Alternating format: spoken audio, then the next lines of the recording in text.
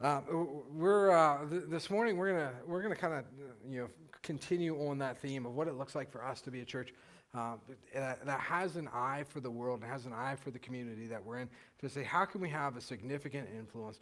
We don't want to be a church that just does church and has no impact on the world. We say it a lot. We're here for impact, not attendance.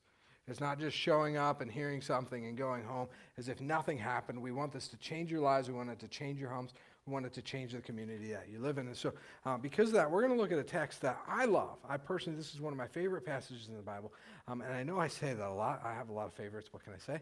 But this is one of them because it drives a lot of how I think we need to minister in a culture that has left a place of Christendom. Like we've left the place, and hopefully this isn't a news flash for you, but we've left the place where Christianity is the primary influence on our society. It's just not anymore. Like you watch TV shows, you listen to politicians, what the Bible offers us and the way that we shape and our thoughts and the way that we think about the world and the things that we do, our value systems as a country, that's gone. That's history. Like that's not us anymore. So now we've got to look and say, how do we engage a world for Jesus Christ that really is quite foreign to us? What does it look like for us to realize that we're really missionaries ourselves? That it's not just sending resources across the globe to another country, but to realize that right around us is our own mission field. So that's sort of where we're going to be this morning. We're going to look at a passage from 1 Corinthians 9. If you want to follow along, we'll be in 19 to 23. 1 Corinthians 9, what Paul is doing in 1 Corinthians 9 is he's sort of arguing that he has a freedom in life. And he's at a place of freedom because not because he's like strategically gotten to a place of freedom or he's positionally gotten to a place of freedom. He just recognizes that he's so loved by Jesus Christ and that the only thing that really matters for him in life is that Jesus and what Jesus thinks of him. And that's provided a certainty for him in life that allows him to be free of the expectations that other people put on him. So he's not worried about making other people happy with the way that he acts, the way that he dresses, the way that he talks. He's just worried about Jesus Christ, and that's produced an incredible freedom that's really quite an attractive place to be at in life, to not have to have thousands of bosses for your life, but to only have one who has any real say. And what Paul's going to show us is that freedom for him has an opposite and unexpected outcome than what we might anticipate. Because if you think of somebody who gains freedom, what their desire is in front of them is, what am I going to do with my freedom? Where do I want to go? What do I want to do? What do I want to buy? What do I want to experience? Freedom is an opportunity for us to indulge, but for Paul, it's quite the opposite. 1 Corinthians chapter 9, and we'll read at verse 19.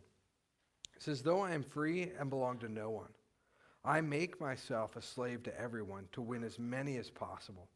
To the Jew I became like a Jew to win the Jews.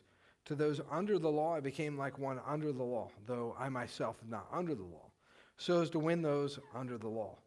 To those not having the law, I became like one not having the law, though I am not free from God's law, but am under Christ's law, so as to win those not having the law. To the weak, I became weak to win the weak.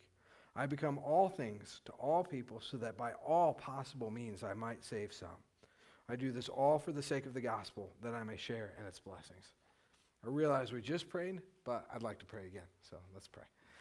God, just thank you for this text and its relevance to us at this time as a church. I pray that we would face its challenges with an excitement for what it means to reach others for you. I pray that we be on board with what you're trying to do in this world, and we ask that in Jesus' name. Amen. I would compare this to if you had somebody who for years and years and years was imprisoned and on work duty, and just day after day they found themselves chained to a group of guys and digging a ditch or picking up trash or doing some sort of forced labor. And it's just all they knew for decades of their life. And then one day they're free. One day they're free. And so they get their freedom, and they go out in the world, and they're enjoying the world, and all of a sudden they have this thought of, I'm not the only one that should be free. And I want to lead others to that freedom. And so what happens is one day the sun rises and he's back of the work crew. Not chained up, not obligated to be there, but simply voluntarily giving of his time and doing the work and doing the labor out of a desire to love the other guys that he was with all those years. But that's Paul, and that's what's happening here. Paul's going, I found freedom in Jesus Christ. I'm no longer under the constraints of the Old Testament law. I've now found an incredible freedom. But you know what that freedom makes me want to do? Here's the unexpected turn. My freedom doesn't make me want to go live and fully enjoy a life of freedom. My freedom wants me to go return to those who are still enslaved and do whatever I can to lead them out of that. It's really, really an absolutely incredible example of selflessness to say what is best for me in my freedom is not nearly as important as what is best to those who are enslaved.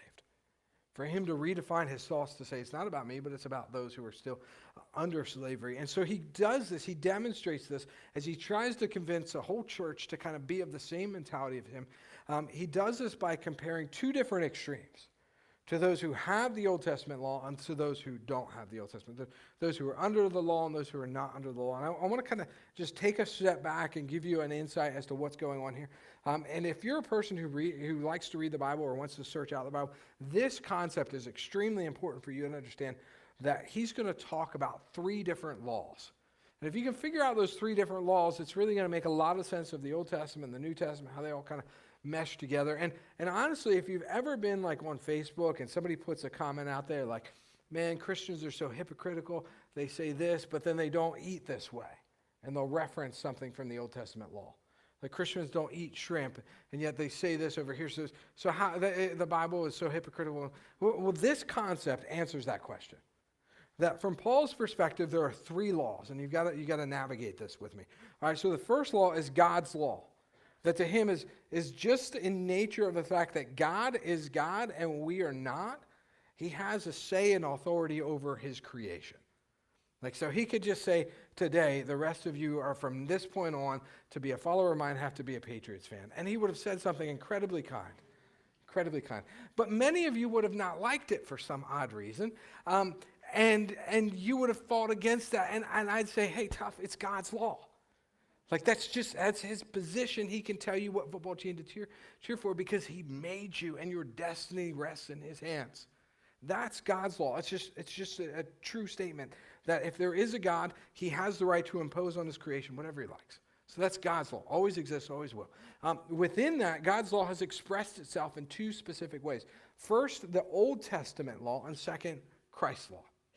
Okay, so the Old Testament law was the standards and rules and regulations. If you read through and you see glimpses of them in Exodus, Leviticus, Numbers, Deuteronomy, different parts there, where God's going, this is what it looks like in this culture and this time for you to follow after me. This is the Old Testament law. Now, where most people go wrong with the Old Testament law is that they assume that because God gave the law, it's by keeping the law that you gain access to heaven and approval by God. That God gave us the law to say, hey, I can do good enough things that when I die, I'm going to wake up in heaven because I've followed your law. That's not at all why God gave the Old Testament law. The Old Testament law serves an entirely different importance, and this is huge for you. That the Old Testament law is, in a sense, not showing us how good we can be. It's showing us how bad we are. And so I would compare it to this. Like, if you broke your arm, you're going to go to the doctor to get an x-ray to show you what the problem is. That x-ray does not fix the problem, does it? You're not going to walk out and be like, hey, check it out. My arm's bent in two different places, but I got an x-ray, so we're good. Like, that solved the problem. No, an x-ray diagnoses the problem, which still requires a solution. The Old Testament law was a diagnostic to demonstrate there was a problem. The solution shows up in the form of God becoming a man named Jesus Christ, where he will perfectly satisfy all the demands of the law, which taught us we couldn't do it and showed us we needed someone who could. And he died on the cross as a sacrifice, fulfilling all the sacrificial laws. And he died to give us the hope of life after death. So then he makes, in a sense, he renders that law as satisfied as full, you could say, in a sense, obsolete. It's not what we live by anymore. And then Christ comes up with Christ's law, which is summed up in love God and love people. Love God and love people. And he gives us a spirit to go throughout life to figure out, God, who do you want me to love? How can I love you today? And the Old Testament commands give us instruction and guidance as to what that looks like. So you've got the Old Testament law, which is bound by the restrictions and the rituals, and then you've got the New Testament law, which is much freedom in saying, God, who and where should I love today? What do you have for me? So what Paul says, and this is why it's so monumental for him to return back to the labor force, is Paul goes, I have the freedom of living under Christ's law. But in order to reach those who live under the Old Testament law, I'm going to submit myself to all of the rituals and regulations that it would require so that I can reach them more easily. I can build a relationship, build a connection with them to help them find Jesus Christ in a more easier fashion than if I was over here with a massive change that would be required on their part. Paul makes the massive change. And if you want to know how much of a change this would be, just go home and read through Leviticus and just imagine for the next week you're going to follow all the Levitical laws. You'd realize that this is basically impossible for you. It would have meant, amongst other things, it would have meant changes to his clothing, his hairstyle, the holidays that he celebrated. It would have changed his weekly and daily schedule. It would have changed his eating habits. It would have changed family customs. Every aspect of life would have been different. And Paul's going, it's worth it. And I'm willing to do it because I love God and I love people. You know what his attitude is? His attitude is essentially that connecting people with Jesus is more important than my quality of life. He's going, the people knowing Jesus Christ and his forgiveness and them having life after death through faith in him is more important than my quality of life. It's more important than what my freedoms could allow me to experience, what they could allow me to see, what they could let me buy, what they could let me eat, when they could let me relax.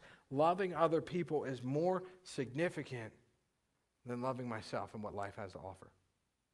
It's really Paul just simply saying, I love God and people more than I love my own life.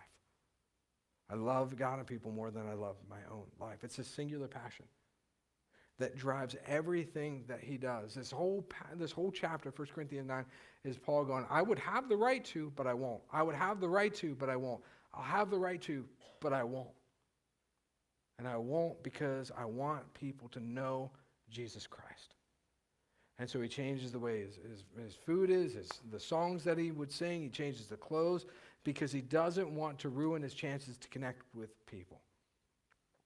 I want to ask you a question, and this to me, I love this question, what were you raised to think a mature Christian looked like? Like when you were younger, and if you're a person who grew up in church, just kind of play, if you weren't, just think what you would think they would be right now. A mature, like the ideal follower of Jesus Christ. What were you raised to think that they looked like or acted like? And for me, I go back and I would say that person, they had a certain look about them. They're a little bit more stoic than everybody else.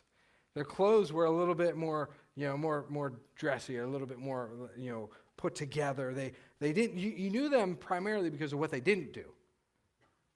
They didn't do a lot of stuff that other people did, and that made them a mature Christian. And if you were going to play Bible trivia, you wanted that guy on your team. But here's the key. If you were going to reach your friend for Jesus Christ, that wasn't really the guy you wanted to do it. And so I asked the question, is that really spiritual maturity? And so maybe it's not what we look like. Maybe it's how adaptable we are. And maybe we look something different to every person that we're trying to reach because the gospel is more important than our own preferences in life. Because the gospel is adjustable to all people, so am I. The gospel is one size fits all. There's not a person in this world that the forgiveness of Jesus Christ and the hope of life after death that it couldn't apply to. I mean, the person who's got it all together, has everything they could ever want, has all the money they could ever need, has all the stuff they could ever want, and yet they still recognize that there's something missing from life. And Jesus goes, it's me. And I bring purpose to everything that you have because I gave it to you. And it all exists not for you, it exists for me. And to the person who's the forgotten of the forgotten, who feels like they can't be loved, the gospel of Jesus Christ says the Son of God loved you enough to die for you. And they'll never, ever, ever find more value than in the love of Jesus Christ, the Son of God, to them. They'll never find it anywhere else. And Paul's going, the gospel is one size fits all. It applies to everybody, so am I. If Jesus and his message can apply to any human being in this world, then I'm going to do whatever I can to try and get it there. Actually, if you really study Corinthians, what you'll find is the Corinthian church kind of self-labeled themselves, self-titled themselves as wise. And Paul's looking at it going, you guys, kind of tongue-in-cheek, you're not really wise. You just told yourself you were. Because wise people would do certain things. So throughout the book, he's going to kind of play on this idea of, hey, this is what wisdom is, which, by the way, isn't really what you guys do. So like, hey, here's wisdom. You're not really doing it. So kind of like playing on that idea with them. And in 1 Corinthians 9, what he's doing is he's saying, hey, you guys think you're wise. Well, guess what? I'm telling you this. You already know it. You know what wise teachers do. Wise teachers know that every audience is different, and you don't necessarily change the message. You keep the message the same, but you might have to change the way you teach it. And you guys are wise. You all know that, so you're probably already doing it. And Paul's really thinking, you're not doing it. You're not mature. You're thinking everybody else has got to act like you to be a Christian, and everybody else has got to adapt your culture and your customs. You're not doing it. Because real Christian maturity is not everybody else being like us. It's me saying, I love people so much, I'll be like you.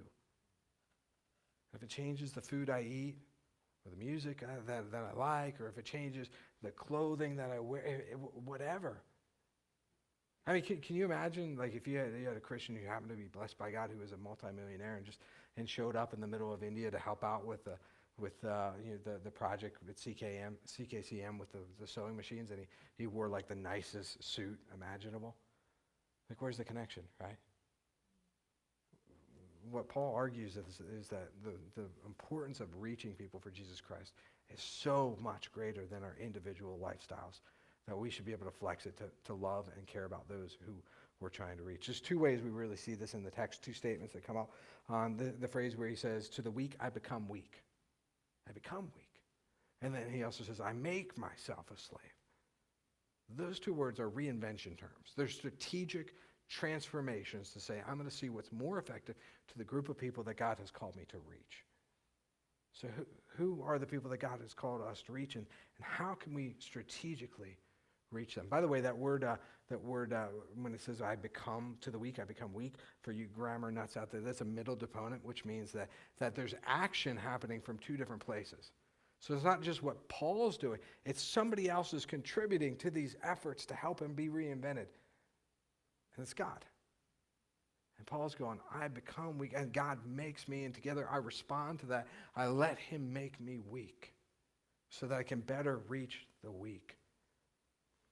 Here's the thing. I hope we can be a church that does not at all sacrifice the message of the gospel and the teaching of the Word of God. If that changes, we're just wasting our time, right? If we stop talking about that, we might as well not talk at all. That's not what I'm saying. But I hope we can be a church that continues to look and say, how can we reinvent ourselves to reach the culture for Jesus Christ? Because I have news for you. If we don't do that, 40 years from now, there will not be a church here. Or if there is, you won't like what it's become. Because the rest of the world will have changed, and we will no longer have a voice to them. If we don't find out strategic ways to try and engage with them through, like ESL is the perfect example of that. You could have the mentality of, hey, sorry, to learn about Jesus, you got to speak English. We're in America, that's how we do things.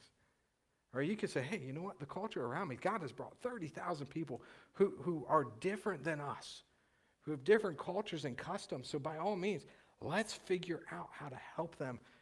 And let's make a connection between them and us so that we can make a connection between Jesus and them. What does it look like for us to do that? Reinvention requires a couple of things. First of all, it requires knowledge of those you're trying to reach. You can't become like them in order to reach them if you don't know what they're like. So it requires a knowledge. It requires a compassion to consider their needs and wants above your own. You got to have that Paul mentality of I care more about you than I care about my own freedoms in life. And then here's the one that we get hung up on as a church. And I got hung up on for a long time in my own life. It's an acceptance of strategy itself. Because part of me looks at what God's trying to do, and I say, God, all I need is faith. And we tend to fall into two camps, the faith camp or the strategy camp, and Paul's both. No, we need strategy. And apparently in the way God works this all, he wants us to be strategic. He wants us to think, what's the most successful way for us to do this? God, what do I have to do to connect with that person so that they hear your message? How can we do that? Which brings us to the last one. It's at the end, a trust in God, not strategy.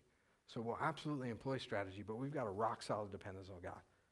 We're not going to do anything without him. 1 Corinthians 3:7, it's God who does the work. It's God who causes the growth. And so we look at it from that perspective where we say, you know what, God, you have called us to reach people for you. That's going to take some transformation on my part, on our part, to say, how can we be most effective in that?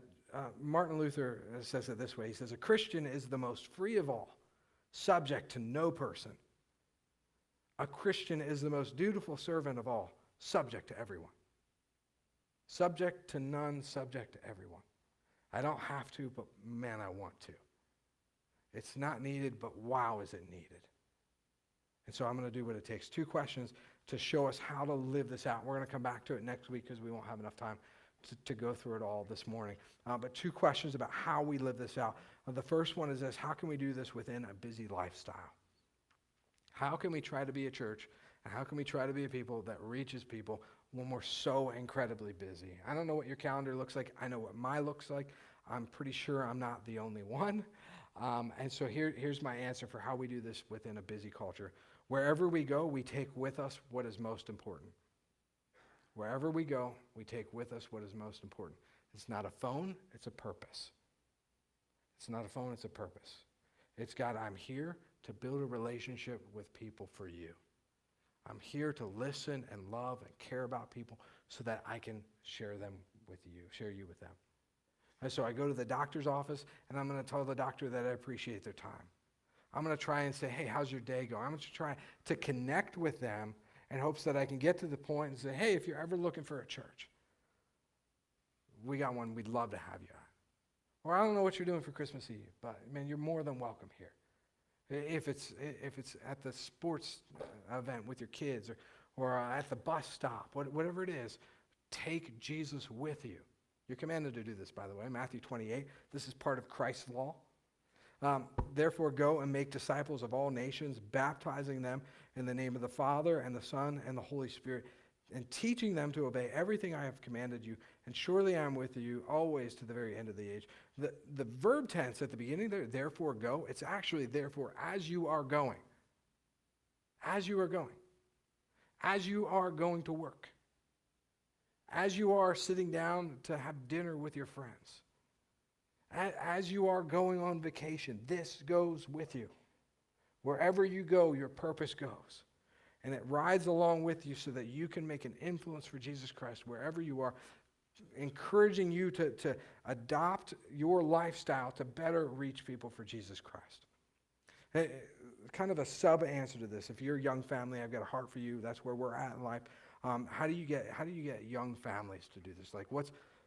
Young families are about as busy as you get. How do you find room for a young family to be able to do this, to be taking God with you wherever you go? So here's what I would say to that. I would say get your whole family on board with the gospel. Get your whole family on board. So whatever you're going to do, your family does it for Jesus Christ. And so for us, I'll talk about us, how God's Spirit has moved our family a little bit to do this. You've got to figure out how he moves your family to do this. But for us, it looks like Saxingers are a gospel effort family. And so we go to the bus stop, we care about our kids influencing the other kids there for Jesus Christ. I could hand out an invite, or I could give my kid an invite to hand to his friend for the gingerbread house. Right? So I let my kid do that. Why? Because he's on board with the gospel. This is a team effort. One of the things that we've chosen to do for our family, because the gospel is the most important thing for us, is we've limited our kids to one sport. And we've had people who look at us when they say that, and their response is like, oh, you're robbing your kid of their youth. That's sacrilegious. And I'm like, is it? Is it really? Or is it sacrilegious to let sports rule our life? You guys, we gotta get priorities right. And my kids leading other kids to Jesus is a bigger deal than them getting a scholarship, maybe. Right? I love us, but man, young families, sometimes we invent our own busyness and we let it rule us. You decide how the gospel works out for your family. You figure it out. And you let your family live within Christ's law for your family. Yeah, don't let every other kid at school and their family figure out what your family's supposed to do. No, you figure it out. You say, God, what is our family doing for the gospel? The healthiest families I know have a teamwork mentality for the gospel. I was thinking about one of them, the family that we'll probably interact with a little bit in the Dominican Republic down there. They're an American family that went down there, and they're full-time missionaries. They run an orphanage in the middle of the nowhere Dominican Republic for kids who are just forgotten and abandoned. And their kids, their own two boys, are part of that mission. And their own two boys are out there playing baseball and loving these other kids who are broken and hurting. Why? Because the whole family's on board for the gospel. What does it look like for you, young families, to have a team effort for Jesus Christ? That's the first one, is for us. If we're gonna do this in a busy culture, it's got to go with us. It's got to go with our families. It's got to be a part of what we do. Second one is this, is that in order to go, in order to follow after, in order to make disciples, what do we have to let go of? In order to go, what do we have to let go of? Because you look at Paul, and Paul had to let go of a lot of his freedom. In 1 Corinthians 9, you know what I find is that most people, most Christians who know the Bible, really love the Great Commission in Matthew 28, 19 through 20. Therefore, go and make disciples. They really love that passage. And then when it comes to 1 Corinthians 9, they're like, not as important. Realistically, they're saying the same thing. Matthew 28 says the idea, the theory of it all. 1 Corinthians 9 says the practicality. And man, we love the idea of it, but the second you start to tell me how to live, 1 Corinthians 9, I don't like that. I'd rather just stick with the idea. 1 Corinthians 9 tells us what we got to let go of. We let go of our preferences. Richard Pratt, New Testament author, commentator, says this. In summary, Paul claimed that he had become all things to all men, foregoing his rights to pursue his own preferences. He submitted to everyone so that by all possible means, he might bring some to salvation. I gave up my preferred lifestyle. And hear me on this, because I know in an affluent society, the second you start to ask people to give up what they prefer, that's dangerous ground. Because in an affluent society, we have grown accustomed to getting what we want when we want. We have things the way we like to hear them, the way we like to taste them, the way we like to see them. We have things the way that we want. And Paul's going, I really want people to know Jesus Christ. So I will sacrifice what I want in order for people to come to know him. We have to let go of our preferences. Second one is we got to let go of our comfort. There's a third one. We'll actually look at it next week. We got to let go of our comfort. Paul says, to the weak, I became weak. I became weak. And if you would have met Paul 20 years earlier, before he ever came to Christ, this would have been a totally foreign concept to him. See, Paul was born in like the family of families. Paul had it made just because of his birth lineage, and then he had his studies, and Paul had the life. And then all of a sudden, Paul comes to know Jesus, and he leaves the lifestyle of what was definitely a lifestyle of status and luxury, and becomes a tent maker to make a living. I mean, where he's just doing grunt work. And if you would have seen Paul, like if you knew both Pauls, you'd have been like, his family would be so ashamed of him right now. Like, look at what Paul turned out to be. Man, what a glaring mistake that was for him to leave everything to go over here. Come on, Paul, you really messed up. And Paul's going, I didn't mess up at all. I just realized if I was ever going to reach these people, it would take real change. And I can't expect everybody else to make lots of changes. I just want them to make one change, where they go from Jesus, you aren't God, to Jesus, you are God. And so I'll make all the changes I can to help people make that one change. Paul even let go of his comfort so much that he let go of his physical well-being, where he endured punishment because of it. 2 Corinthians 11, verse 24, Paul writes, 5 times I received from the Jews 40 lashes minus 1. All because he chose to put himself back under the Jewish law. If it were me, the moment I saw the whip, I'd be like, hey, I'm not really Jewish, guys. Like, that was all just something I was trying to do to make a connection, but if this is going to hurt, I'm not really Jewish. That was just a thing. It's a phase. It's done. And Paul subjected himself even to physical pain because he wanted to reach people for Jesus Christ. I want us to kind of wrap up with this thought. Let's just pretend now that you never met Jesus, right? So you have no idea what it means to know his forgiveness or his grace or his mercy or his kindness. You have no idea what it's like to sing a song and praise to him because of what he's done. You have no concept what it means to have hope of life after death. You just have none of it. What lengths would you want someone to go to reach you? What lengths would you want them to go to? My answer, whatever it takes. And I think we as a church and we as individuals need an if that's what it takes mentality. If that's what it takes, we're willing to go there. Because that's why we're here. To reach people for Jesus Christ. That's his passion. He's tasked me with it, even at cost to my own preferred lifestyle. Let's pray. God, there is not much in this world that's worth us giving up the things that we like. If there's anything, it's you. And Father, I pray that our love for you and our love for others would drive us to make sacrifices to figure out how we can reach this culture. You've placed us where you placed us in. And Father, you are just bringing people to us from all over the world, and it's just an incredible opportunity. Lord, I pray that we would take you up on it, and we'd see lives change because of the sacrifices that we made. We love you and praise you. In your Son's name, amen.